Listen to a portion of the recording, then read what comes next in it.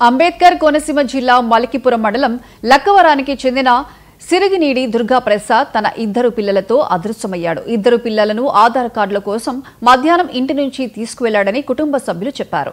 Dindi Chinchinada bridge మీద తన bike, చెప్పులు, సెల్ ఫోన్, ఆధార్ కార్డులను పెట్టి గోదావరి నదిలోకి దూకి ఉంటారని పలు అనుమానాలు వ్యక్తమవుతున్నాయి.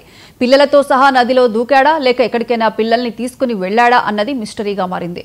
వీరి కోసం పోలీసులు గాలిస్తున్నారు.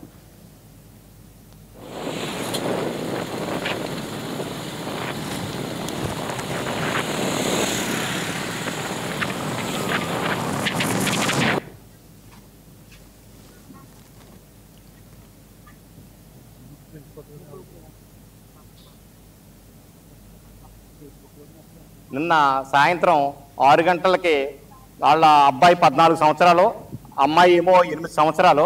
వీళ్ళని ఆధార్ లింక్ చేయడానికి రాజోలు తీసుకెళ్తానని ఇంటికాడ చెప్పి 6 గంటలకి పిల్లల్ని ఇక్కడి నుంచి తీసుకుని బయలుదేరటం జరిగింది.